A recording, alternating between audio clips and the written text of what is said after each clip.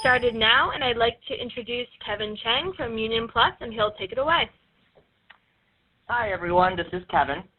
And before we really get going here, I want to read or say something on behalf of the AFL-CIO. The AFL-CIO, with all the affiliates, state feds, CLCs, and locals, has one of the biggest online and social media programs. We've done a great job getting started, but digital changes come fast, and it's important to keep updated on our training and best practices so our work stays at the cutting edge. In order for us to continually stay competitive and relevant in the online space, we need to consistently learn the most up-to-date online strategies and best practices. There is something for everyone in the beginner class, new skills, new ideas, and even new ways to talk about this work so that you can train others if you've been doing this for a while. Now, we're calling this #1U because it's the hashtag for any union conversation on Twitter.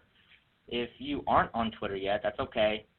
Make sure you take our Twitter 101 class, but there is already a conversation happening online about unions, and we want every member of the labor movement to be a part of it, so we can truly be one union. And that's what the #1U stands for, one union. And this is me. I'm Kevin Cheng. I work for Union Privilege, or Union Plus, and I am the digital coordinator. So I do everything social media at Union Plus. And basically, the objective today is that we're going to go over a basic overview of social media platforms beyond Facebook and Twitter. We're focusing on Pinterest, Instagram, Tumblr, and Flickr. We're going to include best practices and case studies of each respective social platform and discussing ways to use each platform to deliver social engagement for organization. Before we get to the agenda, I know it's a late afternoon after July 4th, so I'll try to make this snappy and fun and try not to make you even more drowsy.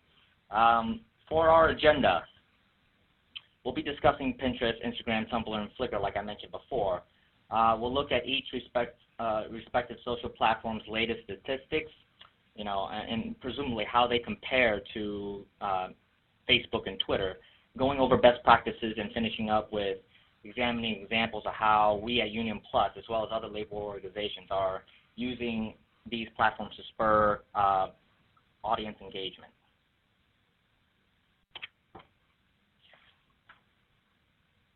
And let's get started by taking a look at some basic social media stats.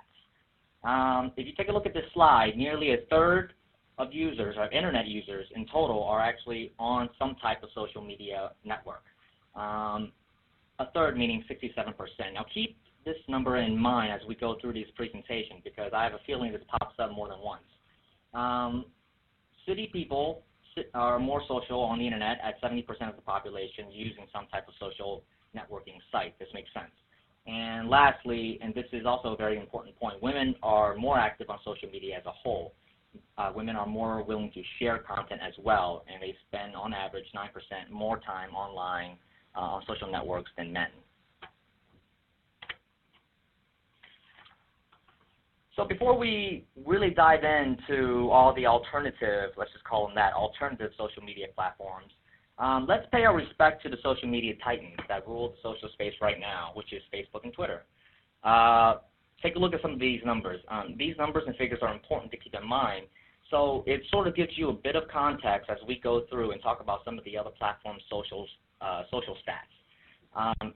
In particular, as you can see, the 67% already pops up once. 67% of all internet users are on social platform, as we spoke before. This is actually precisely the same figure that's on Facebook. So everybody that's using a social network that's online uses Facebook, essentially, which is huge. Facebook is such a huge behemoth that they eclipse everyone, ever, really, with an astonishing 665 million daily active users. So keep that number in mind as well. And, although it looks like from a numbers perspective that Facebook eclipsed Twitter almost every single way, we all know that Twitter, while it doesn't have the same eye-popping numbers, it's become a fabric of our social conversation. And, it's left its own innovations in the social game by coming up with hashtags, which we know nearly every single social network has come to adopt, even Facebook. And to get started, let's go ahead and talk about Pinterest. This is the homepage of Pinterest. And really the first thing you'll notice about Pinterest is that it's absolutely gorgeously designed. It's a gorgeously designed social platform. It's full of rich images that completely overtakes all of your visual senses. And that's pretty much, what they wanted. In fact, Pinterest is so well designed that a lot of the websites are actually trying to duplicate their layout. Most notably, if you go to Mashable, you'll take a look at, or you'll notice that their design comes from somewhere, and their inspiration undoubtedly comes from Pinterest, because Pinterest was first. So when you have a free moment, go ahead and stroll over to Mashable.com, and you'll really immediately notice where the inspiration came from. Let's take a look at some stats of Pinterest. Pinterest has nearly 50 million users, which really it pales in comparison to Facebook's users at 1.1 billion. But Pinterest users are often more engaged and spend a lot more on retail sites which are promoted on Pinterest.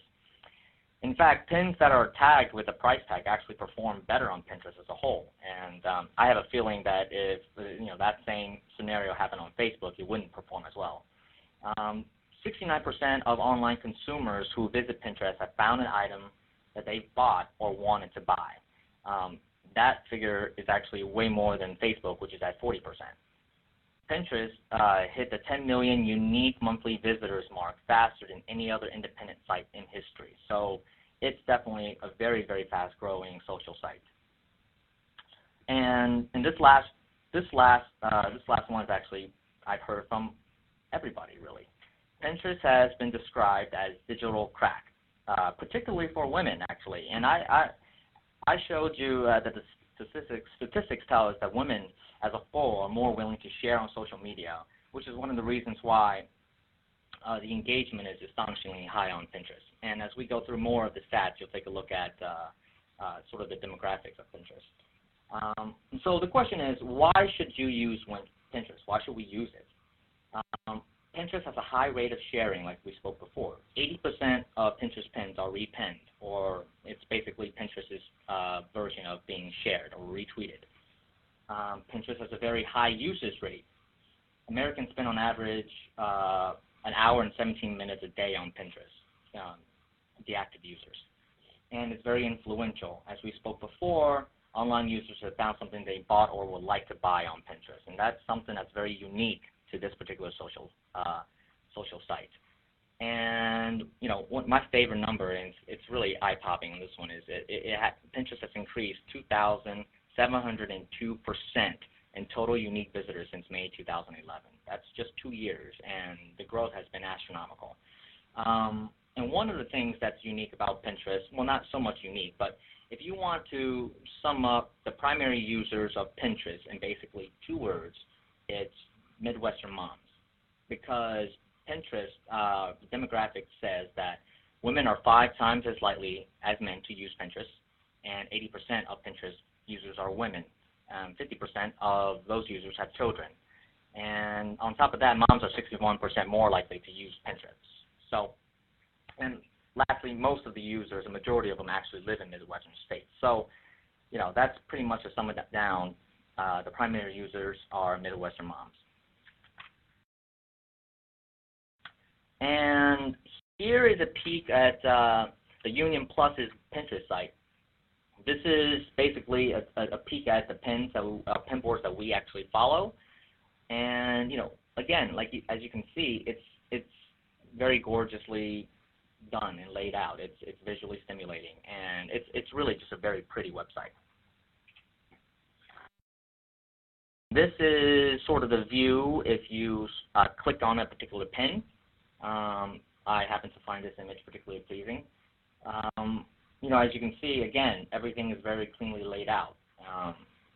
You can see that it's easy to pin. All the buttons are clearly laid out, and so, again, a lot of websites are taking their design cues directly from Pinterest.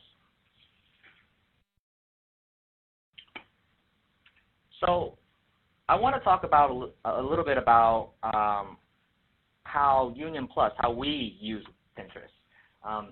After discussing the stats, we know a little bit about the demographics of Pinterest. We know of the increasingly rising popularity of Pinterest. So what was our thinking behind our strategy in coming up with sort of the wacky pin boards that we have? And we've got 28 pin boards. So, and before we continue to the next slide, I just want to do a shameless plug. Our Pinterest page is pinterest.com/unionplus. So if you want to take a look at it, feel free. So the first thing we did prior to starting our Pinterest page was we needed to learn about the audience through our statistical research. You know, questions like, who are the consumers of Pinterest? What topics typically do well in terms of pins or repins? And finally, how do we tailor our content to not only fit with Pinterest users, but that we're covering a niche area that where perhaps others aren't currently occupying? After our research, what we found was that while there were some labor-related pins, mostly dealing with politically charged topics or conversations, there really weren't anything that we felt completely that was completely molded to things that Pinterest users like to share, which is where we thought where our opportunity came from. For instance, through our research, we found that food is actually the most popular category of content, with 57% of Pinterest users interacting with food-related content. And that's something we definitely kept in mind. Do-it-yourself projects, DIY projects, arts and crafts, and wedding photos are actually among some of the more popular pins as well. And, you know, a lot of that stems from the demographics. Again, 80% are women. And these are the pictures are easily shareable as well. One question, our question then before starting Pinterest is, from what we know about Pinterest, what kind of pin boards could we create that would sort of satisfy the users and demographics of Pinterest? Our answer, and you know, after some deliberation, our verdict was that, armed with the info of the audience and the stats that we have, we decided that a regularly highly promotional message, something that you would put on Facebook or you know on your blog or what have you, centered around union benefits, which is what Union Plus does. It might not work so well on a Pinterest page. So we felt what we would do is tailor our content so that it has something to do with union benefits, but still adhering to the principles that Pinterest users will find alluring, because we want everybody to share our content, and that's sort of at the bottom of what we want out of Pinterest. So we figured that by talking about union-made items, we can reference union member benefits that Union Plus provides while having our content be true to the largest Pinterest community. Meaning, what we basically did was break down our pin boards into fun and shareable categories. These categories are things that we felt had something to do with the demographics of Pinterest users. So, for an example, we have a pin board on U.S. travel ideas for union members, where we pin cool travel idea pictures within the United States. So while doing this, we also get to talk about the Union Plus Travel Center and the many benefits and discounts and savings that union members are able to get through the Travel Center. So this allows us to, one, pin cool travel pictures and travel ideas on Pinterest, which are always fun to do, and two, talk about our discount programs that can help union members save in sort of a discreet manner, if you will. And along with union-made items, we also wanted Pinterest to be a portal for our blog, the Collective Bargains blog. So we pin new blog articles onto Pinterest, and we title that particular pin board Serving Our Union Members. So in this way, we are trying to tie promotional message centered around union benefits and wrapping it around creative ideas that we felt people would enjoy sharing. So again, these are the pin boards that we ultimately came up with, and this is just a sample of some of the 28 that we have. And some examples. This is the Pinterest page that actually ties directly to our blog, as you can see, union member savings. And these are the pins, again, that tie, every of these pins are links to our blog. So we try to ensure that the images within our blog are images that folks will want to repin and share. And I think that's something that was a conscious decision as soon as we decided that, you know, we wanted Pinterest to link to our blog. The next screenshot is on our most popular Pinterest board, pin board, which is union-made recipes. again, we knew that food was one of the most, or is the most popular content that gets repinned on Pinterest. So we decided that union-made recipes was something that a demographic such as Pinterest would love sharing. And I think that's something that, and as we'll show you later on, we've hit the mark on. And let's go into some of Pinterest's best practices. So number one is you want to include rich descriptions along with your pins. Because while it isn't clear which factor matters most when it comes to Pinterest's search algorithm, we do know that descriptions matter a lot. So when pinning content, you want to keep discoverability in mind, because a lot of what Pinterest users do is actually go on Pinterest to discover new things. So this is how consumers interact with the platform. So, this is something that you definitely want to keep in mind. Number two is and this is very important, you want to keep Google in mind when naming your images. You've got to remember that your pin images don't just live within Pinterest. They are actually indexed by Google and other search engines as well. So, naming them right will actually help you in search engine optimization factors. Three, you want to use call to action sparingly. And this is something that, for most other social media networks, we wouldn't really recommend. We want you to have a call to action. But Pinterest is different. It's its own animal. Users' behavior should inform your strategy on any social network, and especially Pinterest, given its unique position as a save and return later hub. Pinterest is about bookmarking content for later use. It's not for immediate conversation. So, if your organization is looking at Pinterest as a conversation starter, that's not what it's for. And given this, call to actions and questions such as, for example, tell us what your favorite chicken recipe is, or, visit our website to learn more. Things like that actually do not have the same effect as they would on Facebook, for example. And in the occasional instances where a call to action is appropriate, you want to make sure that the direction that you give are evergreen. Because your content might not be discovered immediately, and you want your content to be relevant a few weeks or a few months down the line as well. And number four, we jump right onto it. You want to focus on evergreen content. Pinterest content is much less time sensitive than most social media content, and we hammered this in the last 2 points as well. And while Facebook and Twitter and even Instagram to some degree are all about being in the moment, Pinterest is about planning for the moment. And as a result, Pinterest content is prone to being repinned over an extensive period of time. And you definitely want to keep that in mind to extend the repinnability of your images. So with Pinterest, basically the bottom line is you want to think long term, which takes us to number 5. You want to think before you pin. Think about your audience. Think about what would interest them. What would be images that people want to repin? Always think about your audience before you pin, and that's one of the strategies that we definitely deployed before even launching into Pinterest. And the fact that I mentioned earlier that to keep in mind, you always want to keep Google in mind. Well, this is our union-made recipes pin board, and as you can see, it's a top 3 search result when you Google union-made recipes. So it's definitely helped us in this in this area, because actually this was somewhat of a surprise to us, and we were really pleasantly surprised.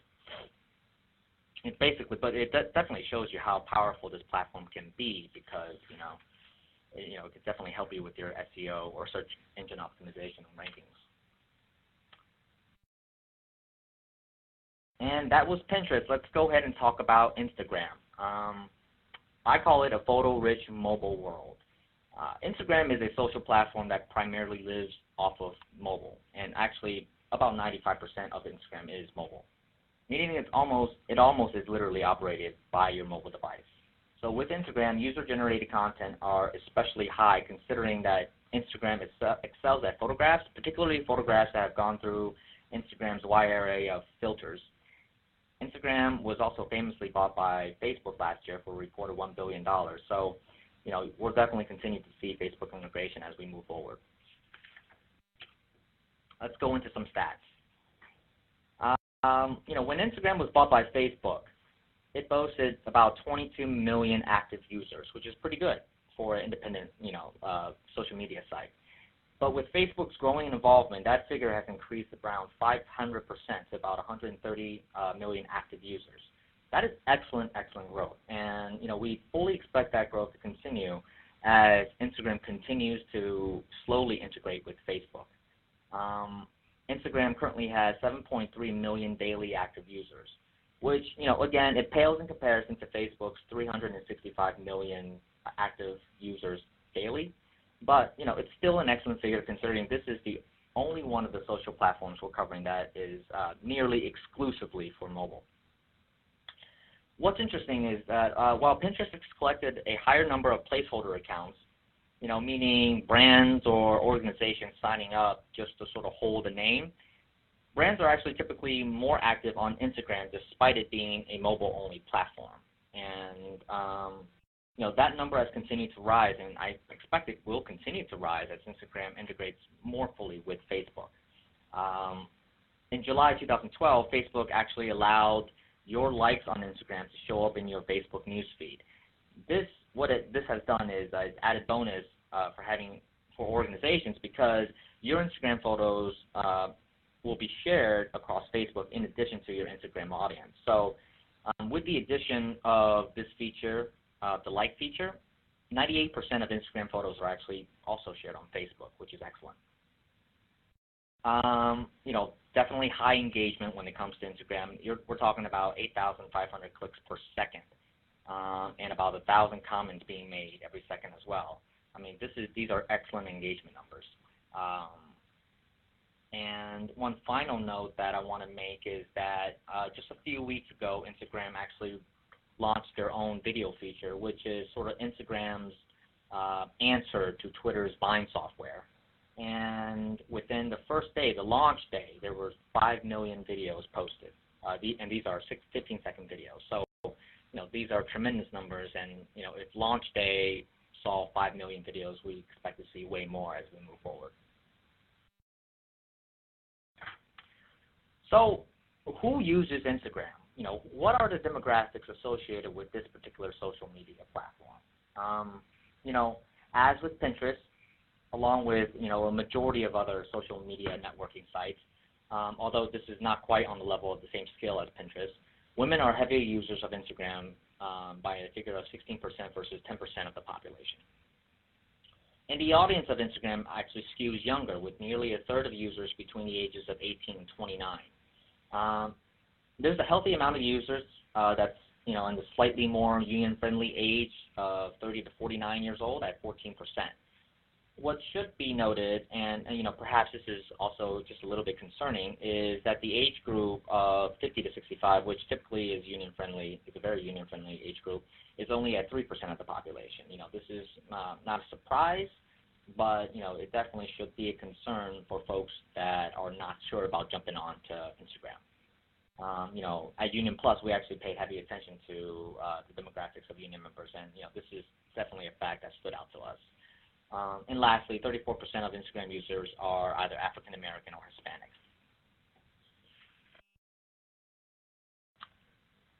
And here is an image of our Instagram. Now, I took a screenshot of the web version of Instagram, where you can follow other people, but there's not much you can actually do on it. It just looks pretty. So, we actually started Instagram just a few weeks ago, and for our case study for Instagram, I want to share with you guys how we at Union Plus intend to use Instagram and our strategy with going forward with Instagram.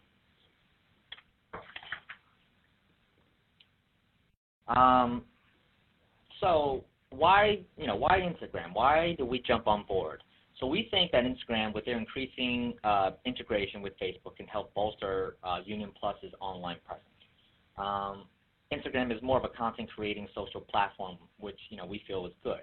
It's heavy on user-generated content, which because every content that's provided is either a 15-second video or filtered photographs. We want to focus on current users of Instagram and help celebrate and encourage their work by highlighting photos of union lifestyles. What this means is that what we really want to do is highlight the average union member's daily lifestyle. And to do this, what we think will work is that we want to use hashtags, much like how everybody else, including Facebook, has jumped on the hashtag fad. Hashtags Instagram allows us to organize our photo campaigns. By choosing to focus on lifestyles of union members, we can encourage followers to help us by posting photographs with hashtags such as Union Made or Union Pride. This will help us seek them out, and like we mentioned before, every like that we post or that we hit would actually be shared on our Facebook page's timeline as well. So, we definitely love the integration between Instagram and Facebook. And again, the link between Instagram and Facebook actually further promotes the integration of different platforms. This allows us to stay true to our goal of sharing and celebrating other union members' user-generated photographs, because while we may not have a huge audience on Instagram just yet, since we just started, we do have a sizable amount of audience on Facebook. So, it's good that they're linked, because folks can just jump on over, and it'll help us in terms of audience size. And lastly, what we tend to give our audiences a sneak peek snapshots of things we're working on in the office.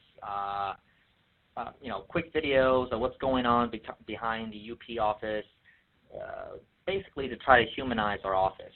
And our idea is this will extend to any specific events we have.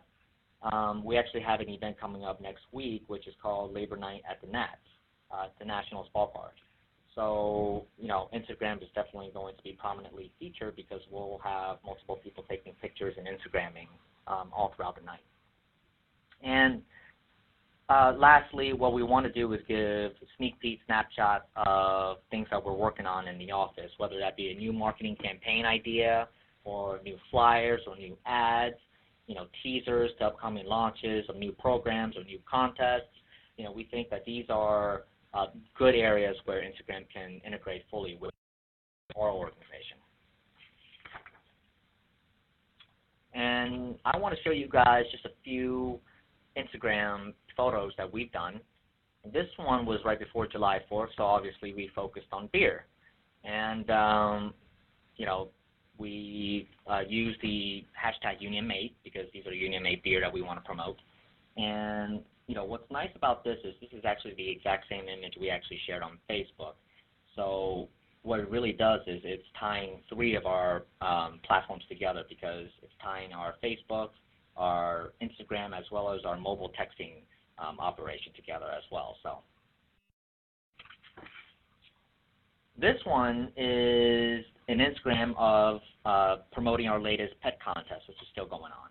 And part of our content in promoting the pet contest is the Instagram submitted pet photos union members have sent in for the contest. So this way, it will help us promote the contest when we can ask other folks to join. And also, cats really just rule the internet, and any way that we can get cats on to our platform, we try to do it. So this is an example of us giving folks a behind-the-scenes look at our office with Instagram. This is a photograph of our office's kitchen. And we will probably do more photos like this, in the future. And this is actually my favorite photograph of all the things that we've ever Instagrammed. This is actually part of a photographic set. This image is actually also on Facebook. But, it shows it basically is our entire office went and served our community at a service day, and we ran a fitness day for a local homeless shelter. So, it's a gorgeous photo. It really just exemplifies what Instagram can do in terms of having users generate artistic beauty, because this was actually my camera, my iPhone camera that took this picture. So best practices for Instagram. 7 tips for organizations using Instagram. Number 1, understand your brand's audience. And really, this should be a number 1 for every single social media network, every one that you intend to get into. You want to understand your audience, because for a high-level example, Amex or Burberry followers would probably expect something different from Starbucks or Red Bull followers. Or AFL followers will probably expect something different from AEA followers, and so on and so forth. So you just want to understand your audience, because every audience expects something different from the brand that they're following. You want to create a theme and be consistent. And one of the things that we probably learned through a lot of trial and error, particularly with Facebook, is that constant product placement really isn't a theme. A theme is about narration and a story, and just by placing whatever it is you're selling on Instagram just won't cut it. Number 3 is you want to take a lot of photographs. This is very, very simple. You want to try to make it aesthetically pleasing if you can. If you can't, they've got filters to make it happen for you. But Instagram is a photo sharing network, so you want to always be taking photos. Number 4 is you want to give your followers a reason to follow by providing a narrative with your photographs. I touched on this just a little bit earlier. Give them a story to follow with your photographs. Provide some type of story, kind of like the photo we had with our service day. Your audiences will dig a good story, and even more so if that story is backed up by a tremendous photo. And number 5, you want to treat it like you would Facebook, meaning you want to post once, twice, maybe thrice a day. You don't want to overwhelm your audience by constantly posting. I don't know if you guys use social media on your personal life, but for me, if somebody is posting 10 times a day, 20 times a day, I'm probably going to put the person on mute. So 6 is the most important one, and again, this one probably has something to do with every single social media platform site. You want to engage with your followers. You want to comment. You want to follow back. You want to like things. You want to be a human on your social networks, because that's essentially what you're trying to do. This is a conversation. There's going to be human interactions with you, and they expect the same back. Number 7 kind of piggybacks on number 4. Basically, you want to tell your brand story through images and captions. You want to weave a narrative with each photograph and caption that you put out. So, again, self-explanatory since we talked about it with number 4. And that's Instagram. We're going to go ahead and push forward with Tumblr. Let's take a look at Tumblr. This is a section what I call blogging on social. Now, Tumblr is a social blogging platform that allows folks to share your particular blog post with their fans. Tumblr is famous for generating new memes. In fact, there are so many Tumblr blogs out there that deals with a specific trendy meme, such as, I don't know if you remember text from Hillary Clinton last year. Text from Hillary, which was an exceedingly popular Tumblr blog post, blog meme last year, actually. And, if you haven't checked it out, I highly suggest it, actually. These blogs actually surface sometimes for a few months, sometimes for a few days, and inevitably they become dead due to a dying or dead meme. So, blogs like these pop up on Tumblr all the time. But what does this tell us about Tumblr? And, it's a much more of a fun environment, whereas Pinterest is more geared towards those seeking ideas, either for retail or do-it-yourself projects. And Instagram is more focused on photography. Tumblr is about trendy ideas of the BuzzFeed variety. So whether that be a meme that's being shared with a photo, or a factograph. A factograph is a photo with a fact, or a GIF, which are moving stills. That's what the audience of Tumblr want to share. So when we take a look at their demographic stats in just a second, it's going to become clear why this audience, are hungry for that particular, sort of a fun content. So Tumblr boasts nearly 110 million blogs, and it has 300 million active monthly users. Remember that first slide I told you to pay attention to. 300 million active monthly users. Again, I want to point out that Facebook has 665 million daily users. So, again, just putting it in context, how crazy and big of a behemoth that Facebook is. It's just insane. So, who uses Tumblr? That's an interesting question, because this is actually the social network that we're discussing that's actually, so to speak, an all-boys club, which means it skews slightly towards the male demographics at 52% of the users are male. Tumblr users are also younger, with over half of their users are who are younger than 24 years old, with 13% between the ages of 18 and 29. And again, this number keeps on popping up. 67% of Tumblr users have no children, and nearly a fifth of Tumblr users speak Spanish and live in the Pacific time zone.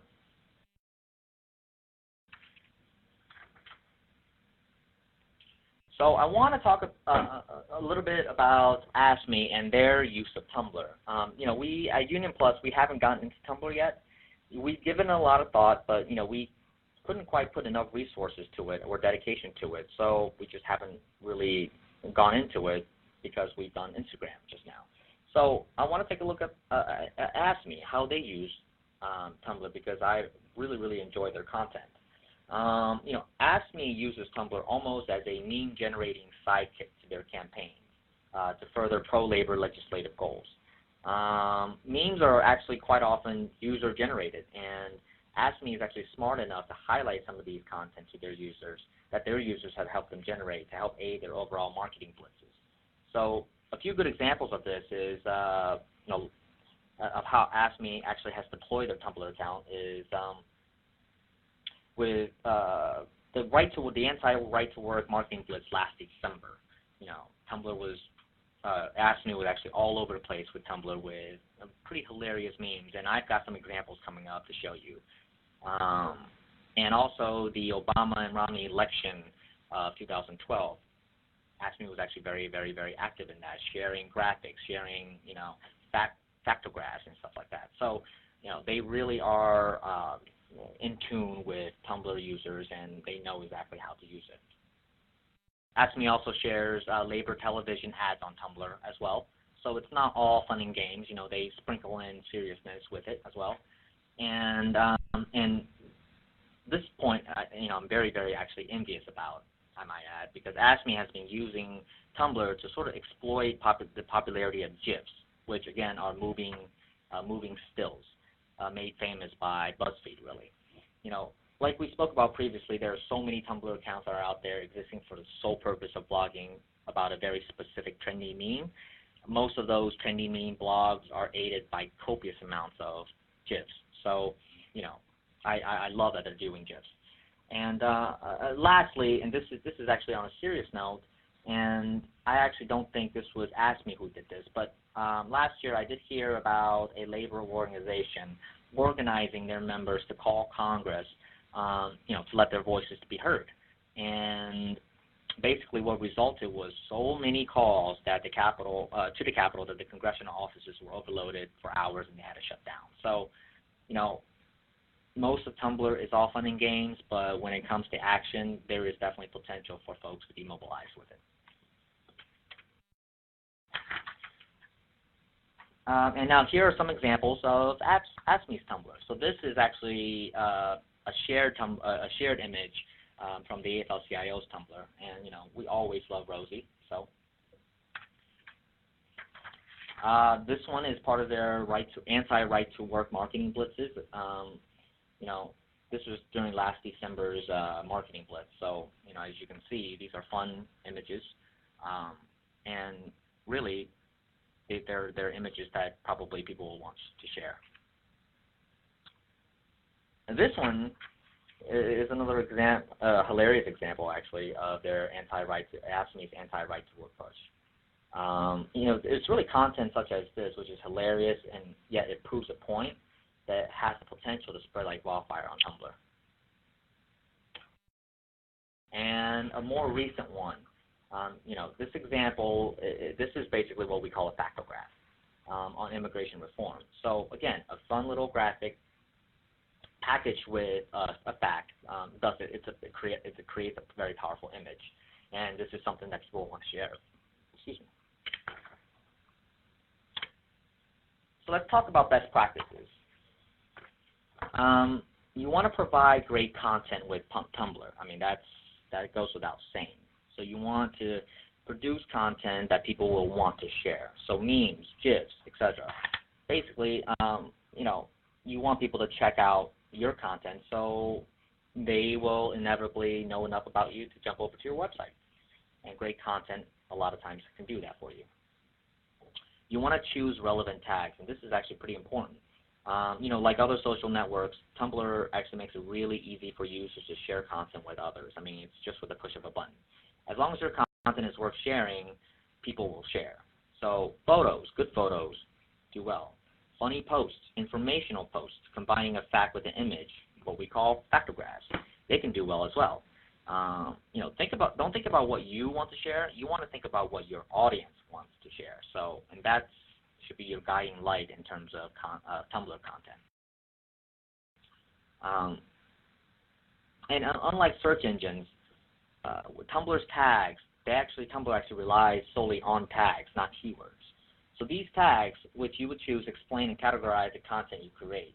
You want to go between 7 and 12 tags is sort of the optimum number you want on a particular Tumblr post. Too little and you might not get the gist of what you want to go across. Too much and it might just turn people off and it just seems like a complete marketing thing. So, the rule of thumb is between 7 and 12. And so it doesn't look like spam, but it will cast a wide enough net that, you'll catch a lot of searches. And lastly, you want to network with Tumblr users. That's, within your niche. It's a blogging platform. So Tumblr is inherently a social platform. That means you need to network. You need to draw in friends and your colleagues, share with your vendors, your partners, draw in connections and followers from other platforms. The more you share, the more others share, the bigger your audience and followers are going to be, and the greater your influence, your social influence is going to be. And that makes for a better Tumblr marketing strategy. And lastly, we're going to talk about Flickr, which is basically an online photo album. Flickr is a photo sharing website and web service suite, and it's an online community as well.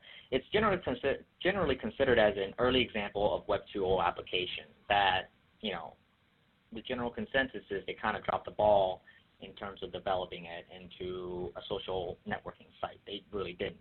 But, in addition to being a popular website for users to share personal photographs, this service is actually widely used by bloggers as a photo repository. Its popularity has been fueled by innovative online community tools which they've begun to develop. It basically allows photos to be tagged and browsed and categorized. So, photographers love Flickr. Let's just take a look at some stats. There are billions of photos on Flickr. I mean, as of March of this year, Flickr held 8 billion photos with 3.5 million additional new images added daily. That's a lot of pictures. Over the last 5 years, Flickr actually has, the uploads has increased 20% year over year, which is good considering that, a few years ago this was touted as the first failed social networking site, even though it really wasn't one. So, having seen upload increases of 20% year over year is good. Flickr actually has 11 million monthly users, and it has 51 million total registered members. So the question is, who uses Flickr? Mostly millennials, which is my generation, and folks that have photographers, and actually more males actually use Flickr than females at a rate of 53% to 47%. So anybody below 34 years of age is considered millennials. So that's sort of the demographic that we're looking at here.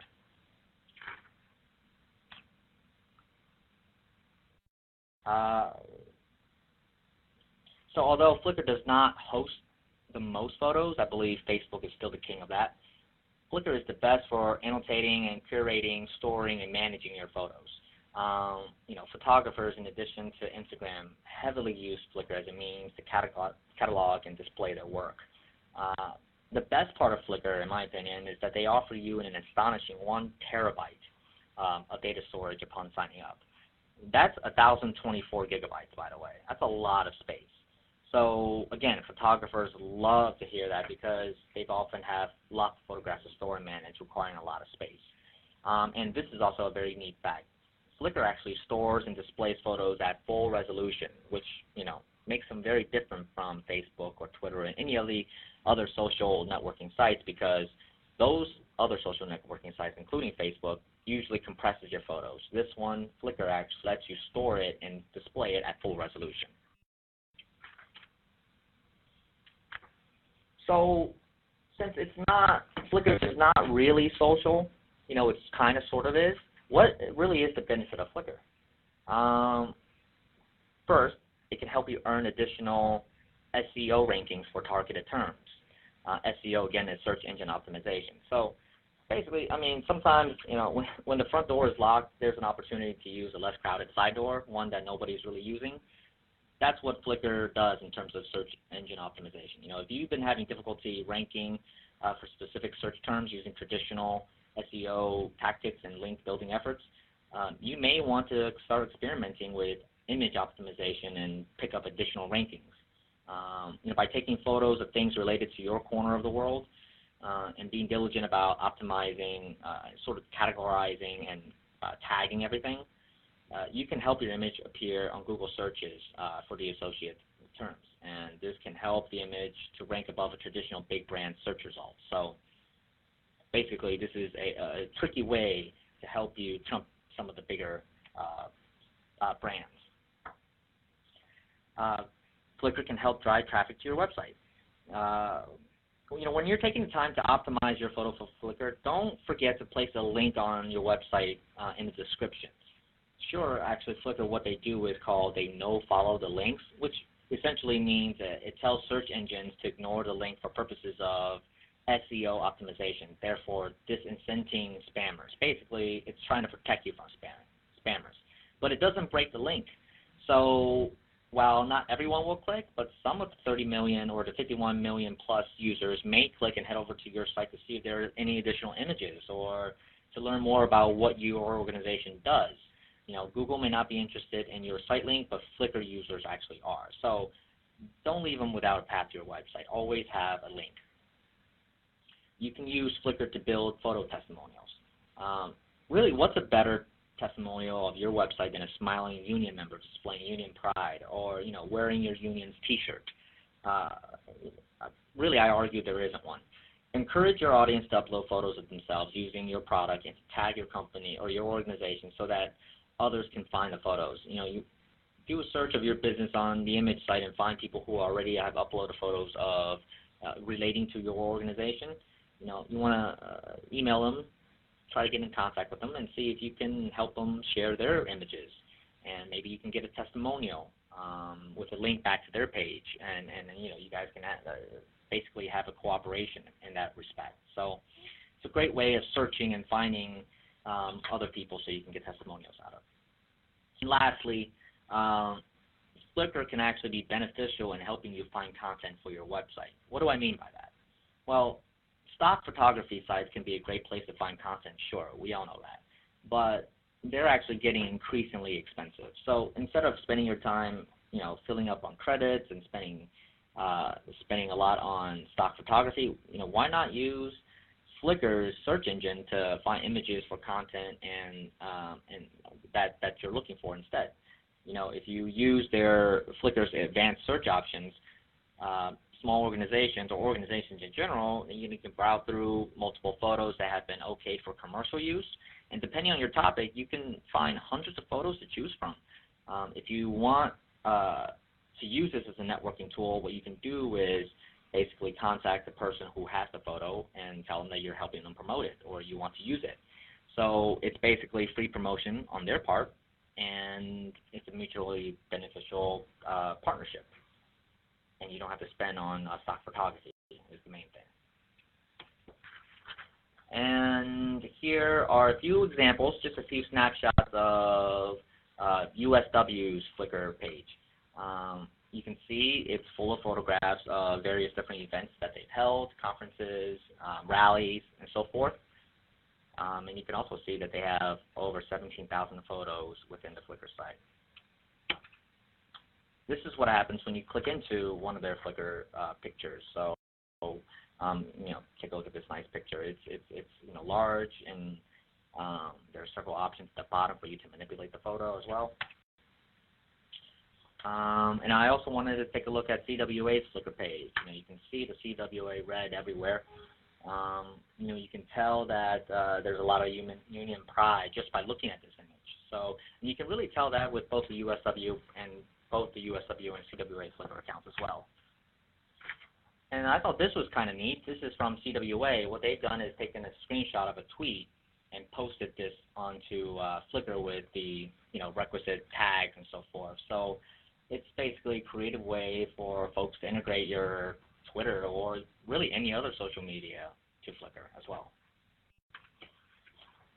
And I want to finish out with one important thought. And prior to having your organization start a new social platform, you want to make sure that you're going to be able to devote the necessary time and resources to upkeep and maintain these social networks. You want to ask questions such as, how does a new social media platform fit with your organization's messaging?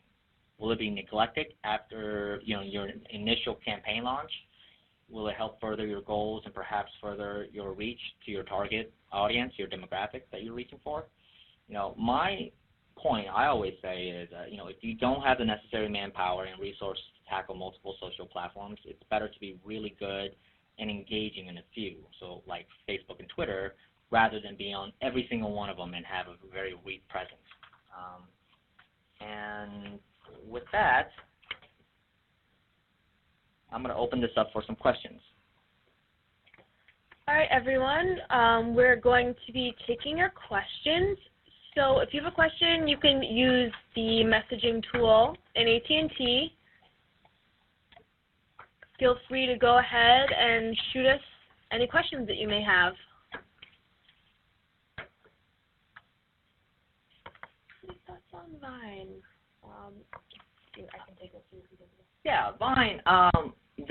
We actually had talks about going into Vine. The only reason why we did not go into it is because Instagram literally released their photo, their video software on the same day that we were thinking about going into Vine. Actually, it was a coincidence. So, we felt like we had Instagram. We didn't need to expend additional resources on another. But it's very interesting. I mean, long videos definitely are something that's not popular on social networks. Short videos are, and Vines are very, very popular. So, that's something that we probably will continue to look into, as we expand our social reach. So. And this is Jackie with AFL-CIO. I think we're still sort of waiting to see what really interesting stuff people can do with Vine. I think it's really early. So if we have someone from the labor movement innovate and do something really cool with it, I think that would be really awesome. I've seen a few interesting things people have done with sort of funny videos, stuff with Ryan Gosling, which is always popular. So, I mean, there's definitely some people innovating, but I don't think it's really taken off yet. But it's always good to be an early adopter. So, great. Any other questions?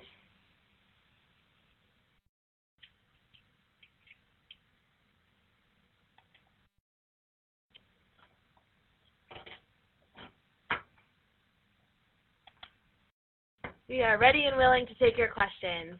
Please send us your questions. You can use the messaging tool in AT&T.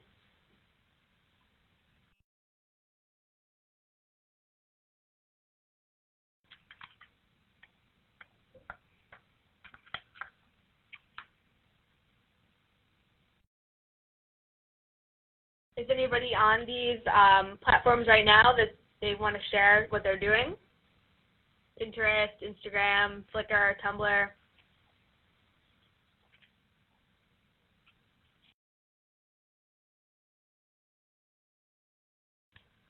All right, well, if no one has any questions, we're going to wrap this up. I want to give a huge thank you to Kevin. This was incredibly helpful, and I hope you guys all got out of this.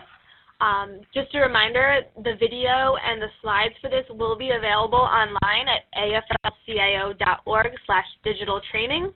So don't worry if you missed a few things or you didn't have enough time to take notes. And we will talk to you later. Thanks. Bye-bye. Thank you.